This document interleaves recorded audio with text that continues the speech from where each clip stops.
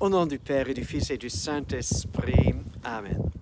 Béni soit notre Seigneur Jésus-Christ. Béni soit la Vierge Marie, la maman de Jésus, et aussi notre chère maman. Chers frères et sœurs, la lecture de ce jour, la tentation de l'homme dans le jardin, me rappelle les paroles de Jésus au Sermon sur la montagne, au 5e chapitre de Saint Matthieu, lorsqu'il dit « Je ne suis pas venu pour changer la loi, mais pour l'accomplir. » Et il dit encore « Ciel et terre passeront, mais mes paroles ne passeront pas. » Et il dit encore « Celui qui change la loi aussi d'un seul petit point, d'un seul iota, il sera petit dans le royaume de Dieu. Mais celui qui enseigne les enseignements, les lois et les garde, il sera grand dans mon royaume. » Chers frères et sœurs, voilà ce qui s'est passé au paradis. Le serpent, il s'est mis au-dessus de Dieu en disant « Mais Dieu, il sait très bien, si vous mangez de ce fruit, vous serez intelligent. » Alors le mot hébreu pour intelligent veut dire « arum ». Alors, dans la langue hébreu, il n'y a pas de voyelle, mais on peut marquer par des petits points comment le mot doit se prononcer. Et le petit point va marquer si c'est un I, un O ou un E, etc.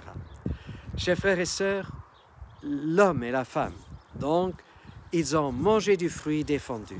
Qu'est-ce qui s'est passé après? Ils étaient nus. Et la nudité ne signifiait pas la nudité physique, mais c'était la nudité spirituelle. Ils n'avaient plus de protection.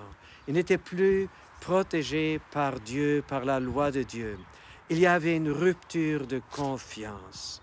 Chers frères et sœurs, et combien de fois cela se passe lorsque nous disons « oui, mais on doit voir le monde différemment, il a évolué et certainement Dieu voit les choses différemment. » Chers frères et sœurs, ou bien Dieu, il est Dieu et il est parfait et ses lois comptent jusqu'à ce jour, ou alors il n'est pas parfait. Chers frères et sœurs, réfléchissons.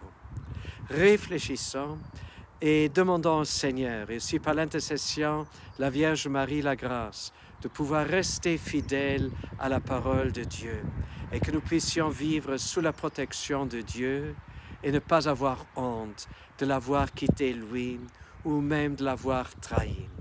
Vivons dans la communion profonde avec Dieu, dans l'obéissance d'un Père qui est le meilleur Père que nous pouvons nous imaginer. Au nom du Père et du Fils et du Saint-Esprit. À nous tous, une bonne et une sainte journée.